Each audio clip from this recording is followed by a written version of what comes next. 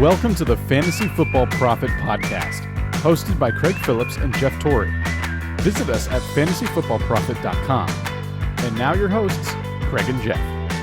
Welcome everyone to the Fantasy Football Profit Podcast. I'm Craig Phillips, joined as always by Jeff Torrey, and today we're talking trending up, trending down.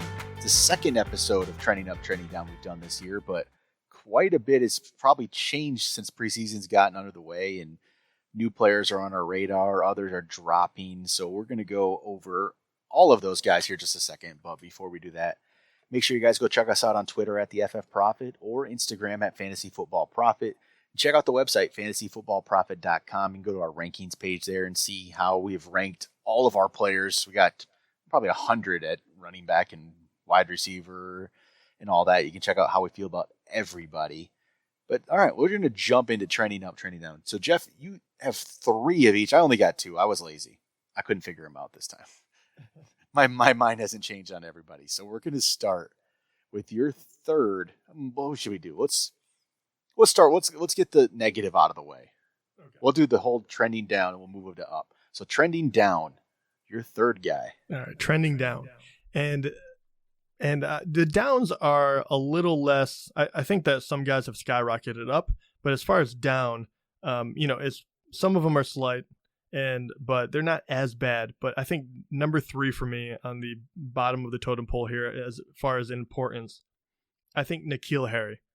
And I realize he was already pretty low to begin with, but I know a lot of people were kind of, looking at him as, okay, he's a rookie that could really do something because, it's him and Julian Edelman. That's pretty much it. But with Josh Gordon coming back, I feel like he's completely off the radar. Not to mention you're not even hearing good things about him. Because we haven't talked about this in a while, I feel like I wanted to put him on the list just to pretty much, as far as I know, like I don't even think about drafting him in any form right now. I don't at all. I'll make this my number 3. Perfect. We agree. No, he's just not interested in drafting him right now. I just don't know how it's going to work out. He's going to be a good player at some point, right? It's just not there right now. Right. And it's painful too, because I know a lot of people, especially dynasty drafts, I know that they draft earlier usually than redraft leagues. And you might have taken him as high as number 2. I mean, they really had him ranked very, very high up there, and everything changed. I mean, it really did. I mean, Josh Gordon obviously hurts his production a ton, but just I'm very surprised that in the sea of good news by every rookie, everyone that's coming back, everyone looks the best they've ever done, all I do is hear negative things about N'Keal Harry, and that is very worrisome. Yeah, you'd hope to have like just something, something positive, something to get you excited, and it's just not there. And I don't know what that is. Maybe is that just the Patriots themselves? Like that's what the Patriots do. They don't really. Belichick doesn't necessarily talk people up that much, really, does he? No, I mean, yeah. I think if you don't hear from him, that's probably the biggest compliment. I guess that's probably true. And then, okay, not talking about N'Keal Harry, but just let's talk about Josh Gordon, I guess, for a second. Are you interested in drafting him? Are you excited about him at all? It's a weird thing where I'm not sure what to think. Oh man, I mean, he does show up on my up, so we can talk about him now. But nice. I think you have. I mean, yeah, obviously I'm interested in him, and you have to be. I mean, the guy was too good not to have him on your radar. Am I worried? Yeah, I think he comes with a ton of baggage, a ton of question marks. I don't worry about his playing ability. I don't know. My 2 biggest question marks. The first one, and it's going to be for everyone. Can he, stay on the straight and narrow? Can he really make this comeback worthwhile? Because we've seen him, unfortunately fall on his face many times already, to the point where, Cleveland, he was the best thing they had going there, and they had to get rid of him. Then he went to the Patriots, who are pretty good at keeping people on that straight and narrow, and he failed again. He's really only 1 strike away from, having his NFL career completely over, which everyone is rooting for the guy. But that is question mark number 1. Question mark number 2 would be, how are the Patriots really going to use him? You know, what shape is he in currently? How long will it take him to get him in the fold? Will they use him differently? Or, you know, that whole thing. If it was any other team, I probably wouldn't have as many questions because, you know, if it was a team that desperately needed him or couldn't make Julian Edelman into a star, you know, it would be a different concept. But yeah, he's too darn good. I mean, where do you have him ranked right out of the gate? All right, let me pull that up quick. He finds himself, I believe, in the low 30s for me. Let me see here. Where did I put Josh Gordon? 31st. He fell for me already. I like him. Yeah, I have him at number 30. Okay, right there. Yeah, I think that's a perfect spot where it's like the guys above I kind of slightly like, and this is the spot where I don't like the guys below him necessarily. Yeah, and let's be honest, like he could easily. He could be as high as number 20 for me if you started, you know, hearing and seeing really good things out of him. I mean, it's only going to take one amazing catch that goes, you know, viral, where you're going to be like, oh my gosh, you're never going to be able to draft the guy because he's going to go way too high. Like someone is going to grab him, you know, as their first wide receiver. Yep. Somebody in most leagues is going to just love Josh Gordon. They always have. Yeah, and I don't hate him for it. I'm sadly enough, I'm rooting for that person who drafts him that high. I just think it's very, very scary still, and I'm waiting a little bit before I completely give him that high of a grade where I have to put some real draft stock in him. All right, I guess I did come up with a number 3. I got a real number 3. So I put Kenyon Drake here, and I liked Kenyon Drake a couple weeks ago, but I wasn't even that worried about when Ballage was getting the first team carries right off the bat. I wasn't worried about that. It was just whatever. But now Drake has the injury. He should be ready for week 1, you think, but you still don't know. He was in a walking boot last week. And so Ballage is getting all the opportunity to be the number 1. And it just worries me. I can't find myself drafting Drake right now. I mean, unless I guess he falls to a far enough point, which is, he's dropped. He's now 31st in ranks right now. So he's dropping, but it worries me. I'm not as, in love with the pick as I was starting to become. So I don't know how you feel, because you were a big Drake guy. Are you still okay with it, or? No, I mean, unfortunately, yeah. I mean, and that's the thing about it. I liked what I saw, and it was I was a Drake guy in the sense that I thought he was underutilized, and if they gave him enough carries, then his numbers should continue to grow, because the sample size that he was ridiculous. He was very, very good. He just didn't give him a whole lot, and that offense was still bad, and he still was able to have a successful year.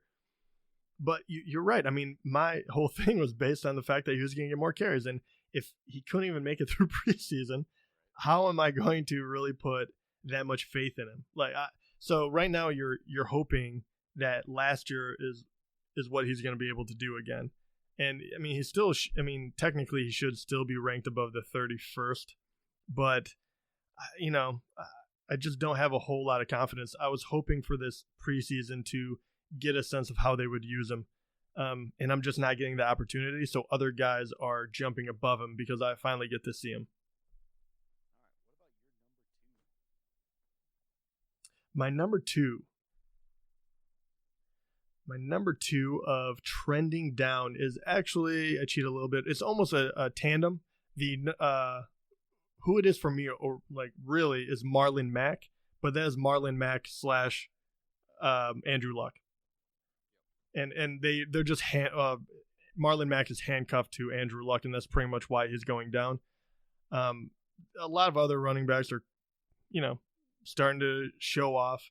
Obviously, Marlon Mack is in that situation where there is probably 5-6 running backs that are all in that same cluster where you're kind of like, who's going to come out? And right now, Marlon Mack is tumbling down for me. I'm actually getting more confident, even though everyone loves Thompson, but I'm getting more confident in Damian Williams with KC. I'm getting more confident in Aaron Jones. If Melvin Gordon, if that ends, which, I don't know for sure, but it just feels like he's not in the position to truly hold out. As soon as that ends, he would jump above him. So right there, you can see a lot of guys just kind of, taking their turn, jumping over him. And if Luck, that injury is so bizarre to me, you're starting to hear more and more come out. Now they're talking about something being injured about his bone. I truly don't know. It's just starting to be bizarre. But if he's not in there, then that whole offense takes a step back in my mind. And all of a sudden, I just have a little less faith that this high-flying offense will be able to produce for all of the mouths that are there. I think Luck is the linchpin, and that is why Marlon Mack is starting to fall on my rankings just a bit. He's my number 2 as well. Oh, perfect. He dropped to 18th in my running back ranks. Oh my gosh, really? Yeah, he did. And it's not as crazy as you might think, though. So the players who he fell behind, he was 14th for me previously. I had him lower than you did. So Leonard Fournette went ahead of him. Damian Williams went ahead of him. Mark Ingram went ahead of him. And actually, David Montgomery went ahead of him. So, it's all Andrew Luck. This team's success is tied to Andrew Luck. If Andrew Luck's not there, they're going to struggle. And it's weird. The Colts and Andrew Luck's injuries, they're just not very forthcoming with it, are they? They just don't tell you what's going on. So how do you trust it? How do you trust a situation where Marlon Mack is so tied to Andrew Luck, you can't pick him? I'm really scared off by it right now. Yeah, I mean, me as well. I really, really was high hopes for him. I thought maybe this would be the year he turned into that primary back, even with Nyheim Hines there, because I thought that offense is dynamic enough to absorb both of them and be able to give both touches. But I just don't see it at the moment. But I'm not saying that Luck won't. I don't know. It just turns it muddy. And if I'm drafting right now, which we are, then he just falls because of that. Yep. It's a worry. This could all change. He might be perfectly fine, but as of today, I worry, and that's why he's my number 2 as well. And I'll say, brought up Damian Williams there for a quick second. The latest, you're not. Some people are worried about him. You're not. The latest little Roto World blurb just said Carlos Hyde is projected to not make the roster. Yeah, and well, everyone will talk about Thompson then. The rookie, which I think is way overblown personally. Damian Williams I thought he was always the clear-cut number 1. I know that he doesn't have that much experience as far as being the primary back, the lead back, but Hyde was fading, and I knew that Hyde was there to back him up, but I still wasn't sure with his just being a veteran. I thought maybe he was going to be the handcuff, and then if Damian Williams fumbled or something, then with that offense, they're just like, we just don't want to turn the ball over. We have too many good people that can get into the end zone. Then that would be the issue. But I mean, man, it comes preseason and Hyde coughs the ball up. Not to mention his, yard per average wasn't great last year. It opened the door, and I was kind of like, even if a rookie does look really good, it means nothing. I think Damian Williams is clear cut number 1 on a freakish offense. Once again, he's raising up the boards for me because of that. He was already really high for me, but. Are we going to go number 1 already for trending down? I'm curious who you have here. Number 1, and people will probably say, he wasn't that high to begin with, but I'm making a point here. So it's going to be Lamar Miller. That's how much we believe in Duke Johnson. I think I've just been waiting for it to happen. Lamar Miller has been a primary back. He's been very good. Like, don't get me wrong. I just always thought he was overdrafted. This year, he did fall in the rankings, but he was still going to be a clear-cut number 1 back that was going to get a lot of carries, that was probably going to be fine to pick, and you throw in a younger and possibly at this point in his career, we will find out, more talented back who's great out of the backfield catching it, and all of a sudden Lamar Miller's future looks very bleak to me. And I just at no point anymore will I pick Lamar Miller. I just don't think he serves a point in fantasy. He didn't make this list, but he almost made this list, I'll say. You know what I mean? He was my next guy. And I 100% agree with you in there. I think it's just done. Not necessarily done. He's just not ever going to be that, fantasy running back you can rely on. And I think Duke Johnson's more talented. And I think that's going to show. So Lamar Miller, that's a great one. I'll go to my number one. And you're probably not going to agree with me, maybe. I don't know. We'll see. Kyler Murray. How are you feeling about Kyler? Well, about the same as I did before. I'm still high on him as far as like a rookie quarterback, but he didn't get crazy on my rankings, right? I think he topped out at 14th. Like, so it's hard for me to say that. Okay. And how this is, like, I love the potential. I love what the offense could possibly be. Just the more I think about it, it's not even like, okay, he had a poor performance in preseason game 2, whatever. He was great in preseason game 1. That doesn't affect me. I just think on a week-to-week basis, you're going to have some trouble if you're relying on starting Kyler Murray. You're going to have some just nothing games. I really, truly think that there's going to be some games where the Cardinals just, this whole offensive philosophy they have going just doesn't all of a sudden work. And they have a terrible game, and Kyler Murray does nothing, and he loses you weeks. He's going to win you weeks, but he's going to lose you weeks. And it's a tough thing to do. It's a hard way to go through your fantasy season. I just think him moving up to be like a number 1 quarterback, which I've seen, is just not the way to go. Yeah, I'm not going to argue with that one. I view him very similarly to the way I view Lamar Jackson. I feel, even though I think that there will be games that they just absolutely win you the week, I think both of them are better suited if you double them up with a consistent quarterback, and that way you can pick and choose when to play them. And especially for Kyler Murray, Lamar Jackson, you know what he's going to do. He's going to run it. So I think he's like right out the gate, he's a little bit safer, unbelievably. But I think Kyler Murray, I don't know why you would draft him assuming that you're going to start him week 1 before you've really seen what that Arizona offense can do. So I completely agree with that. He hasn't fallen too far from me. I still think he's going to be good. But yeah, he's a rookie. I think you got to give him time. So I'm just going to segue right into trending up. My number 3 trending up is Lamar Jackson. He was, obviously I have a couple people listed, but he was like 5th for me. So I agree with you. And the reason he didn't come up, and I want to hear your reason, but the reason I didn't put him on the list is because he didn't really jump up my rankings necessarily. I just feel more and more confident about him. And I find myself wanting to draft him. Like I want to put myself in a position where like, oh, I have to pick him now. Like, there's no reason not to. Like, I want him on my team, but it doesn't necessarily mean that he's a better pick than Jared Goff, say. A better pick than Drew Brees, who is, technically ranked at 10. So why he didn't show up, but I get it because my confidence keeps growing in him. And I just look at him and say, man, what if? He's up to 12 for me in ranks right now at quarterback. And I had him early. I had him in the 20s. So he's really jumped for me. And like you said, okay. You had him in the 20s to begin with? I did. He was like 20, 21, something like that. I have him at 14th, and he hasn't really moved a whole lot. So he's jumped way up for me. And like you said, okay, Kyler Murray, worry about the week to week, how good he's going to be. And Lamar's there as well. I just think Lamar, just that having a full season in the NFL under your belt is going to do wonders for him.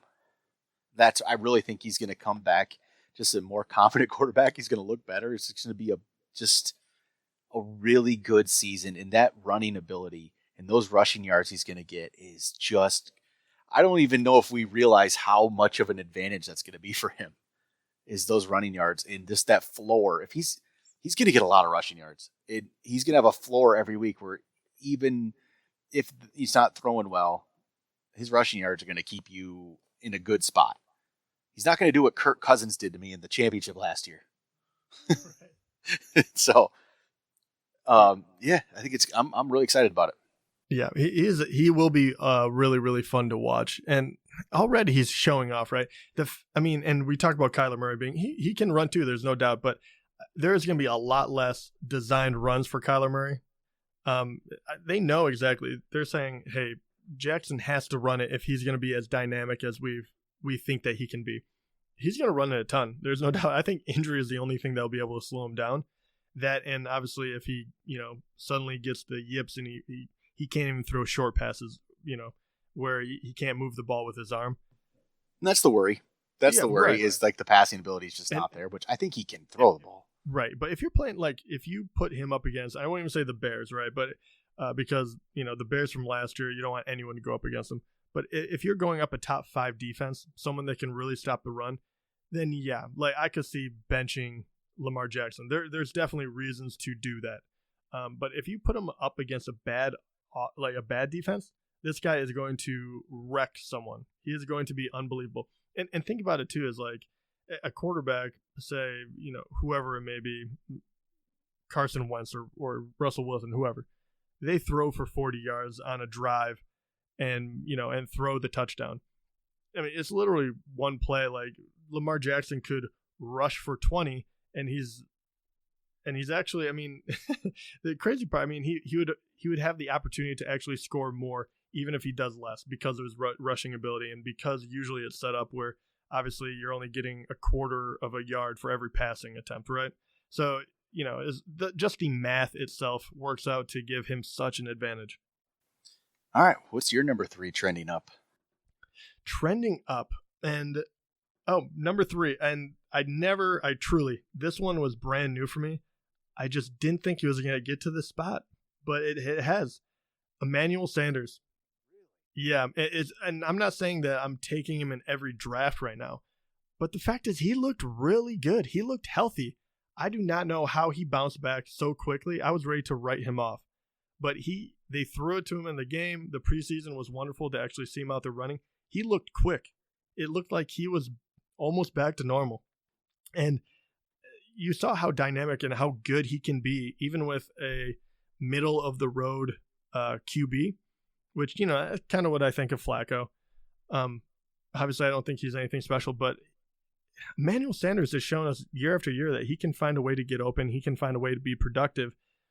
And, at this point, I feel like we shouldn't discount that, especially if he's healthy, which was the only reason I completely wrote him off at first because I was like, yeah, there's no way you can come back from Achilles injury. Yeah, exactly. So he shows up at number 3 for me. I got to give the guy props. And even if he doesn't show up in my top 30 wide receivers, he's on my radar now.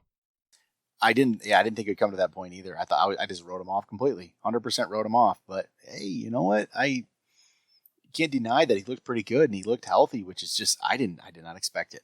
I truly didn't. I'm just not there yet with him. I got to see a little more, but I guess you get him for not much. Yeah, right now, I jumped him all the way up to number 33 in my wide receiver rankings. I know, and maybe I'm over analyzing one outing, but I've been watching him too because I think that will, kind of depend on Courtland Sutton, who is another guy that I'm kind of watching as a young gun. But yeah, I don't know. He looks like he's back, which is crazy to me, but it passes the eye test so far. All right, I'm going to go my number 2, and this is going to be a repeat of the last episode we did. It's going to be Duke Johnson. Okay, and he's actually my number 2 as well. So okay, perfect. And I don't need to go into it too much. I did last episode, and we talked about Lamar Miller going down, so it's kind of everyone knows why, right? I think he's better than Lamar Miller, and I think he's going to get that opportunity at some point. He got himself in a better situation after getting traded. It's perfect for him. Great offense. I think he's going to get a chance to show off his talent. It's a win-win.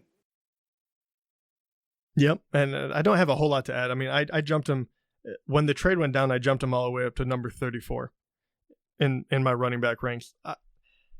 There's opportunity, man. That's all you can ask for as a player in the NFL.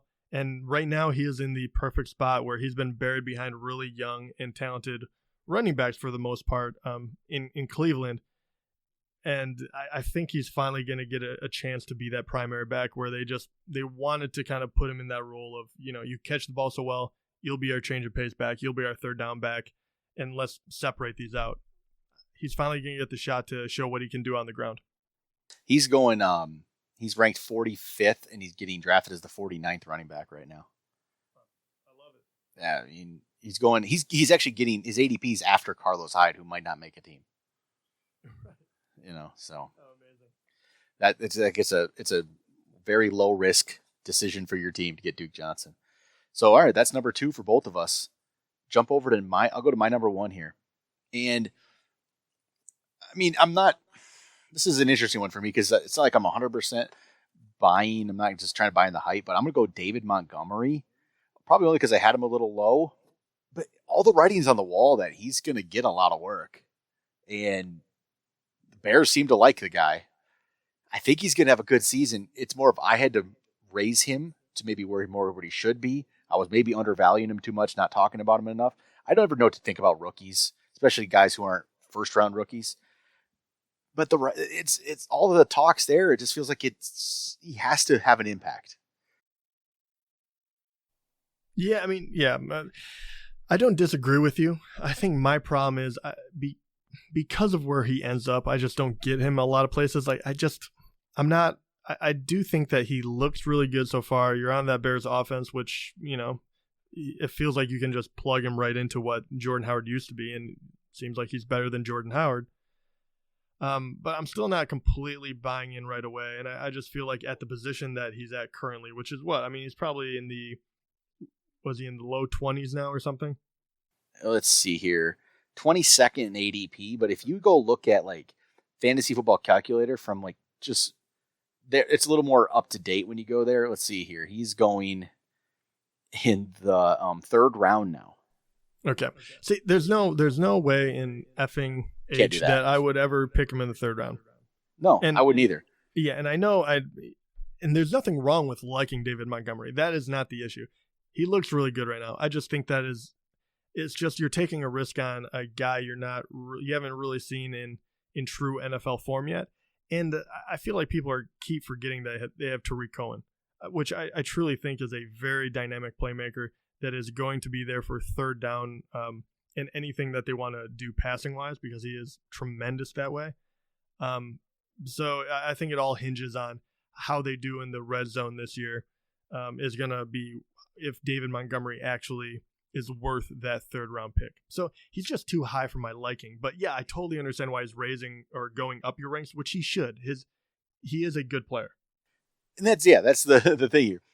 He's trending up for me. He's moving up, but I still don't necessarily like drafting him at where he has to go. I don't like him in the third round. I'd rather take Mark Ingram, who's going after him now. So yeah, I just had to raise him. I think he's going to have some kind of an impact. It's still a little risky for me. But all right, who's your number one? Number one, no surprise. This one, we talked about him already, but Josh Gordon. I think this one's a no-brainer. I mean, he went from people thinking he wasn't going to play to playing and possibly being a top 15 wide receiver for people now. And that will, for me, I think we talked about it already, but I think he was 30. About 30 and 31 for Craig. That after watching him, and if he starts catching and doing the right things, that will only keep going up. So from obscurity to possibly a top 20 wide receiver, all in the matter of 2 weeks, I just had to put him number one.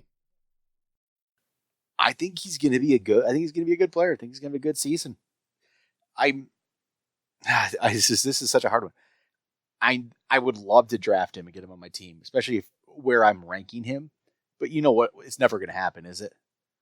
One of those players in your league is going to love him. Exactly. And once again, what's not to love? You look at the production he put up in years past and his physical skill, his physical ability, and you start looking around at the other wide receivers and you're like, oh yeah, he's better. Like I would rather have him. But, it's all the other stuff. I don't know if he still has the same speed he used to have. I don't know if for a big wide receiver like that, it doesn't matter if you. No, it doesn't. That's what I'd say. I don't know if I don't know if he has that quite, but I don't think it's going to matter. He's big enough body. He'll make it work. He's going to be, able to do some good things. It's going to be. We might have him too low, actually. I mean, probably I do right now, but I have him that low because. Well, basically because I'm still waiting for the other shoe to drop. I just want to make sure nothing else happens before. And this just happened, right? I mean, the truth is, and this is not my rankings, but right now I realize that, the rankings are still in flux because this news, just came out recently. But the fact that Alshon Jeffrey is still ranked ahead of him in the consensus ranks, I think is insane. Like, if you're going to take a risk on someone, take a risk on Josh Gordon. I think, it's kind of like that situation.